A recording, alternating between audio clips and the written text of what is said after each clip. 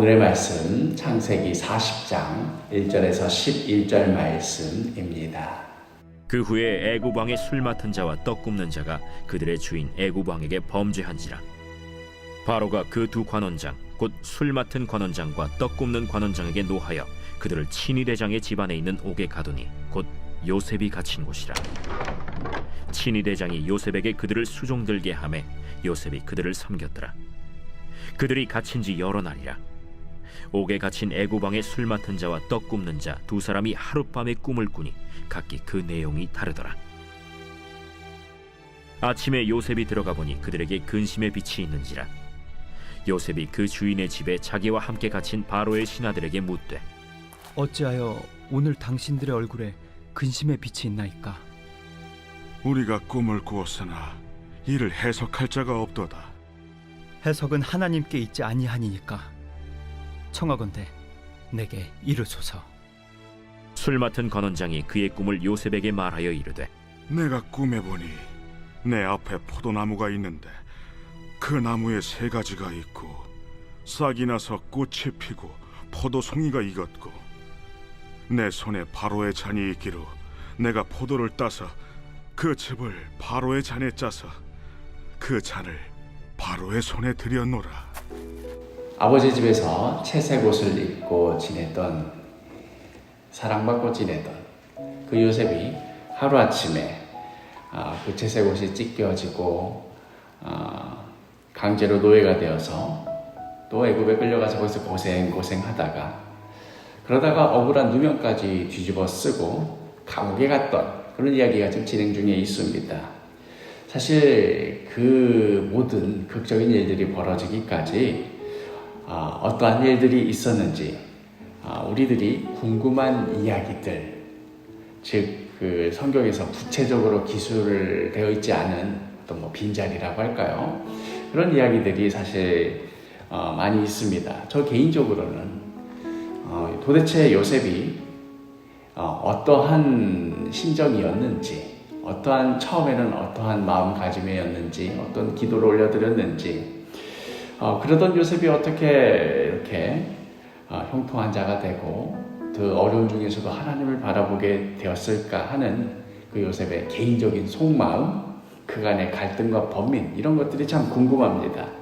그런데 성경은 우리들이 궁금한 것, 그 모든 것들을 다 찾아서 보여주는 그런 책이 아니라 그런 것들을 일단은 제쳐두고 하나님께서 우리들을 위하여 어떠한 일들을 행하시는가, 정말 여기에 모든 초점이 맞춰져 있는 그런 책입니다. 그렇다 보니 어쩔 수 없이 이 땅에 두 발을 내딛고 살아가는 우리들로서는 당장에 눈앞에 보이는 것들, 어제 끝났으면 이제 오늘 이어지는 일들, 당장 다급하고 위태로운 것들, 여기에 매몰되어서 이 시간과 공간 안에 우리가 들어가 있어서 거기 안에서 사건들을 바라보고 또 모든 흘러가는 이야기들을 이제 지켜보게 되기가 쉬운 그런 우리들로서는 하나님께서 행하시는 일들이 뭔가 순차적으로 진행이 되고 시간에 따라서 그 다음은 무슨 일이 벌어지고 하는 식으로 진행이 되고 그러면 그 다음은 이렇게 되겠구나 하는 어떤 납득이 되고 하는 그런 방식으로 일어난다기보다는 당시로서는 전혀 눈치채지 못할 일들, 우리 눈에는 이런 일도 있고 저런 일도 있었는데 그게 다 따로따로 벌어지는 일들이고 아무런 상관도 없는 그런 일처럼 보였던 것들이 나중에 그게 하나로 이어지면서 연결이 되면서 엄청난 사건이 되는 그런 일들로 성경에 가득합니다. 예를 들어서 지금 우리가 살펴보고 있는 이 말씀도 그렇습니다. 창세기 37장을 시작하면서 야곱의 족보는 이러하니라, 즉 그때 톨레도트 이야기를 많이 했었지요. 야곱의 톨레도트는 이러하니라 하면서 대단원을 열었던 것 기억하실 겁니다. 그리고 나면서 이어지는 이야기가 요셉의 형제들이 요셉을 미워해서 죽이려다가 그냥 노예로 팔아먹는 그런 이야기. 그렇구나. 그런데 또 38장에 들어와서는 갑자기 이야기가 건너뛰어서는 유다와 그 집안에 들어온 며느리 다말에 대한 이야기. 뭐 그럴 수도 있겠구나. 그리고 나서 39장에 들어와서는 다시 요셉의 이야기로 돌아와서 애굽에서 노예 생활하다가 끝내는 감옥에까지 간 이야기.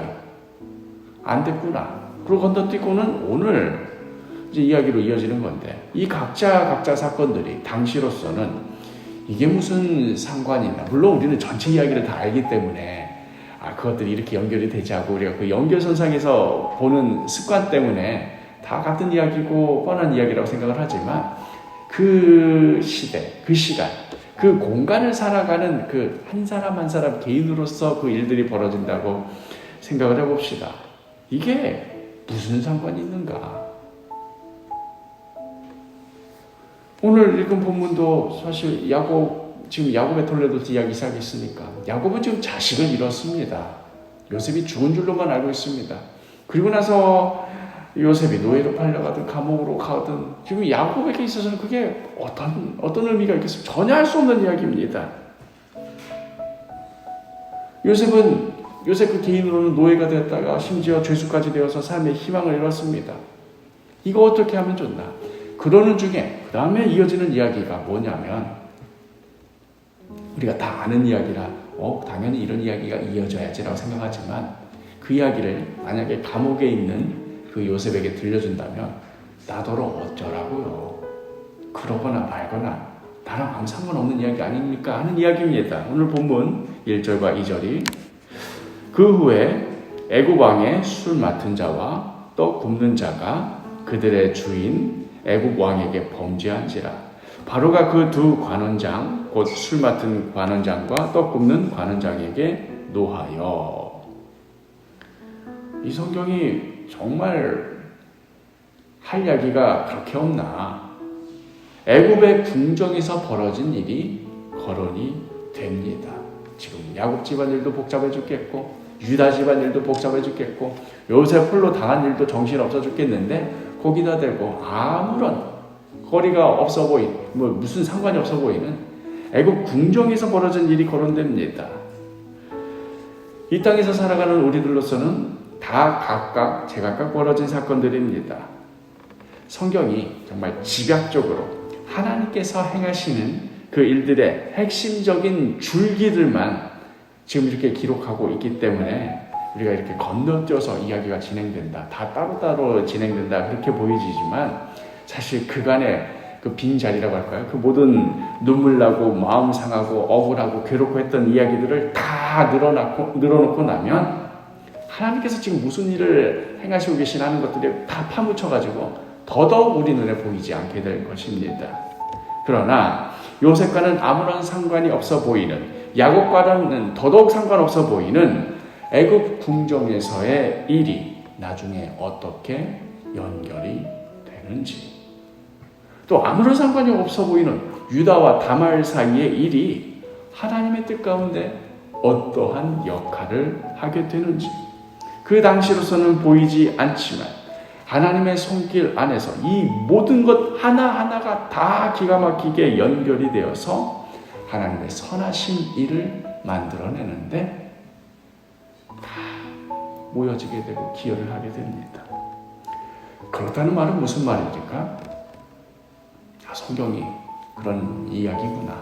옛날에 한 4,000년 전에 그런 일이 한번 있었나 보구나.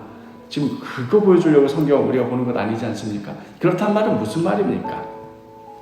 우리네 오늘의 인생도 마찬가지라는 말이지요.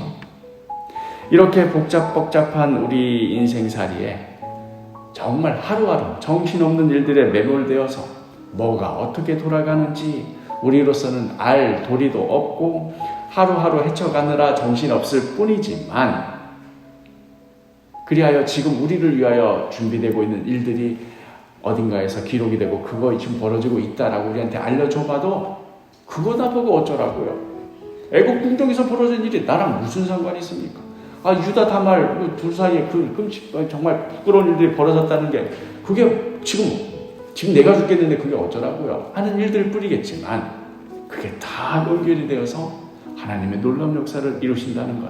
하나님께서는 지금도 우리를 위하여 일하고 계시며 우리를 향한 그 열심히 쉬지를 않고 계신다 하는 그 말씀입니다. 사랑하는 사도교회 식구 여러분, 지금도 하나님께서는 일하고 계십니다. 지금도 하나님께서는 우리의 삶을 붙들고 계십니다. 그렇기에 오직 주님께만 소망이 있습니다. 오늘 하루도 지금도 우리의 삶을 붙드시고 계시고 우리로서는 이것밖에 안 보이지만 다른 보이지 않는 곳에서 열심히 우리를 위하여서 그 열심히 쉬지 않는 그 하나님께 소망을 두며 살아가는 복된 하루가 되기를 간절히 축복합니다.